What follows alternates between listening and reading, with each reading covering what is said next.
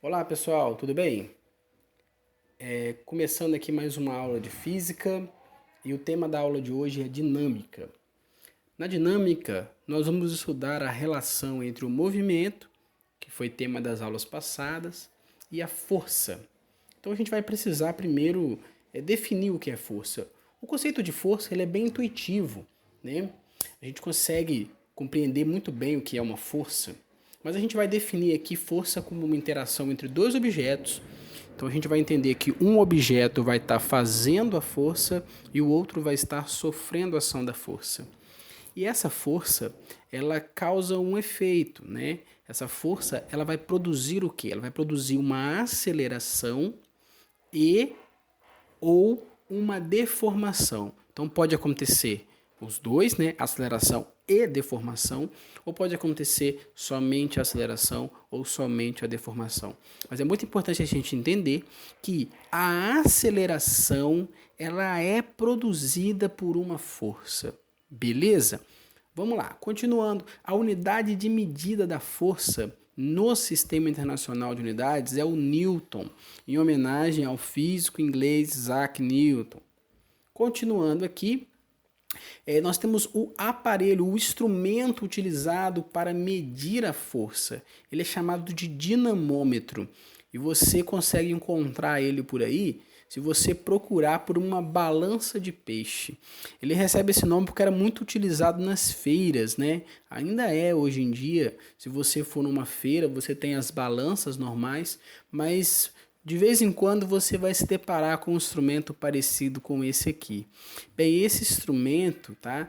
Ele é o dinamômetro e ele funciona da seguinte maneira. Aqui dentro nós temos uma mola e essa mola, na parte de baixo, ela é colocada aqui esse marcador, tá? Mas ela é ligada a esse gancho, de tal forma que se você colocar um objeto pendurado nesse gancho, vamos colocar um peixinho aqui, ó. Esse peixinho, ele vai, ó, puxar esse gancho para baixo devido à ação da força peso, e essa mola, ela vai esticar, ela vai se deformar. E quando essa mola se deforma, você tem uma mudança na posição desse marcador.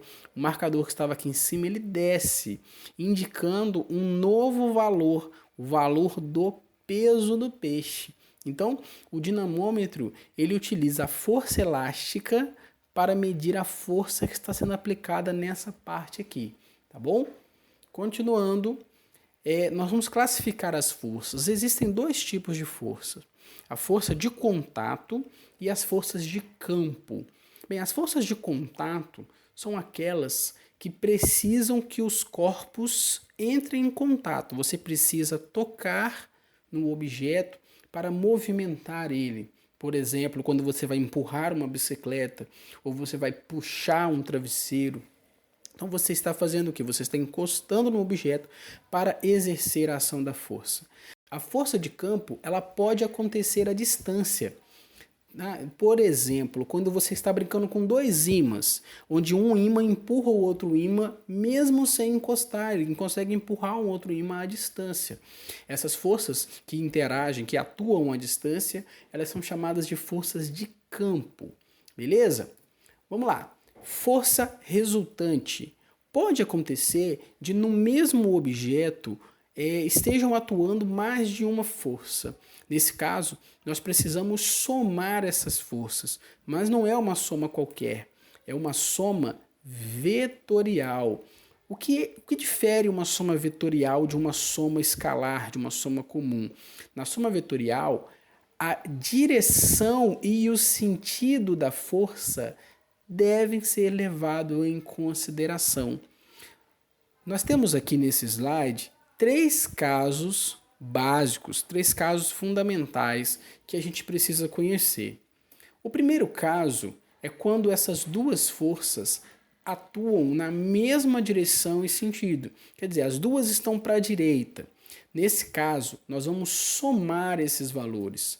Por exemplo, se nós tivéssemos aqui uma força de 4 newtons e uma força de 3 newtons, é como se uma pessoa estivesse empurrando com uma força de 4 newtons e uma outra pessoa estivesse empurrando com uma força de 3 newtons, no total nós teríamos 7 newtons para a direita. O segundo caso é quando as forças atuam na mesma direção, que no caso aqui é horizontal, mas em sentidos opostos. Uma está para a direita e a outra está para a esquerda. Nesse caso, nós vamos subtrair os valores. Por quê? Olha, 4 newtons para a direita, 3 newtons para a esquerda, nós temos aqui, ó, que essa pessoa que está empurrando com 3 newtons, ela está atrapalhando essa outra que está empurrando com 4, de modo que a força resultante será de apenas 1 newton para a direita. Por que para a direita? Porque a direita, essa força aqui, F1, é a força maior, né? Então a gente vai sempre, no caso desse caso, né, no caso 2 aqui, onde as forças têm mesma direção e sentidos opostos, nós vamos levar em consideração que a força resultante terá a direção e sentido da força maior, beleza? Terceiro caso, as forças são perpendiculares, ou seja, elas formam um ângulo de 90 graus. Uma está na horizontal e a outra está na vertical. Nesse caso, o objeto ele seria empurrado nessa direção, na diagonal aqui, ó, porque a força resultante seria para a direita e para baixo. Imagina aqui, vamos pensar numa outra grandeza vetorial, né? Vamos pensar no deslocamento. Imagina que uma pessoa se desloque 3 metros para baixo e depois 4 metros para a direita. Nesse caso, ela vai ter se deslocado na diagonal. E quanto? É só fazer o teorema de Pitágoras. Então, no caso de força aqui também, ó, mesma coisa. A resposta desse teorema de Pitágoras aqui é 5, né? 3, 4, 5, triângulo pitagórico. Continuando então, pessoal. Equilíbrio. O que seria o equilíbrio? O que esse equilíbrio tem a ver com força? Bem, equilíbrio é quando o objeto tem sempre a mesma velocidade vetorial. Quer dizer, a velocidade tem sempre o mesmo valor e ela tem sempre a mesma direção e o mesmo sentido. Aí nós temos 2 casos, tá? Só resumindo aqui, o que isso tem a ver com força? Bem, para a velocidade ser constante, é necessário que não tenha aceleração.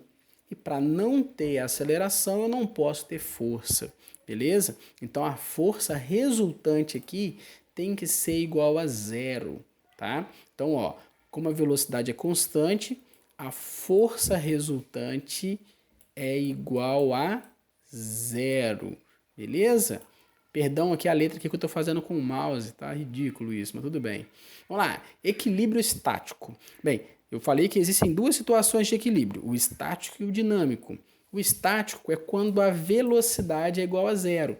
Então eu tenho velocidade igual a 0, eu tenho equilíbrio estático. E essa velocidade continua sendo 0 para sempre. Então nesse caso, por exemplo, eu tenho uma cadeira parada aí na sala de vocês, na casa de vocês tem uma cadeira. Então essa cadeira ela tem velocidade igual a 0, ela continua com velocidade igual a 0. Ela está em repouso e ela continua em repouso. Bem, nesse caso ela está em equilíbrio, um equilíbrio estático. Porém, se a velocidade for diferente de 0, mas for constante mesmo assim, por exemplo, um objeto tem velocidade igual a 5 metros por segundo e ele continua com velocidade de 5 metros por segundo durante todo o seu percurso. Então esse movimento ele é retilíneo e uniforme. Ele tem velocidade constante, ele não tem aceleração, então ele está em equilíbrio, equilíbrio dinâmico. Beleza? Então aqui, ó, primeira lei de Newton é com base nisso que eu acabei de falar. Quando você tem uma força resultante igual a 0, você tem uma situação de equilíbrio. Esse equilíbrio pode ser estático ou dinâmico. No caso do estático, a velocidade é igual a 0 e esse objeto está em repouso. No caso do equilíbrio dinâmico, a velocidade é diferente de 0 e esse objeto está em movimento retilíneo e uniforme. Ou seja, um objeto que está em repouso, ele só vai sair do repouso se houver força resultante diferente de zero. Porque se a força resultante continuar sendo igual a zero, aquele corpo que está em repouso, ele tende a ficar em repouso. E aquele corpo que está em movimento retilíneo e uniforme, se a força resultante for igual a zero, ele vai continuar em movimento retilíneo uniforme. Então, a primeira lei de Newton ela diz para a gente que todo corpo continua em seu estado de repouso ou de movimento uniforme em linha reta, a menos que seja forçado a mudar esse estado por uma força aplicada sobre ele. Bem, aqui nós temos alguns exemplos do que aconteceria se houvesse essa força em algum outro objeto e o que aconteceria com o nosso corpo com base na primeira lei de Newton. Por exemplo, aqui, ó, vamos pegar aqui de baixo para cima.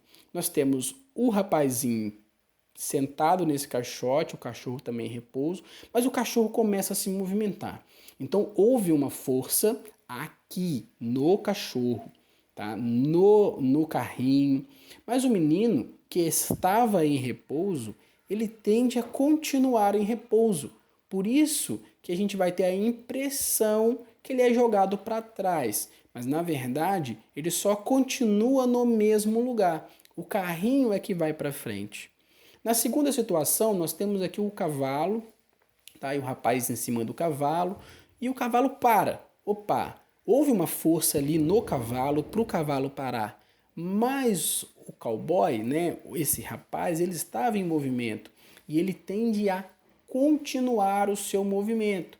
Por isso que a gente vai ter a impressão que ele é arremessado para frente, mas não, ele estava em movimento, ele tende a continuar esse movimento. Tá? Dentro de um ônibus a gente consegue sentir isso também. Ó. Acelerou, nós temos a impressão de ser jogados para trás, é porque a gente estava com uma velocidade e tende a continuar com a mesma velocidade. E o ônibus está mais rápido, né? Então ele meio que empurra a gente para frente, né? Mas é só a impressão, tá? Aqui é porque nós estávamos com uma velocidade e a gente tende a continuar com aquela velocidade de antes. Mesmo caso, o ônibus freia, a gente já estava com aquela velocidade maior e a gente tende a continuar esse movimento. Por isso a impressão de ser jogados para frente. E por isso também a importância do cinto de segurança, tá? O cinto de segurança, ele serve para fazer essa força que vai te parar em caso de uma colisão. Pessoal, aproveito aqui para dizer, ninguém sai de casa pensando em sofrer um acidente de carro. Usem o cinto de segurança. Ele é extremamente importante para você.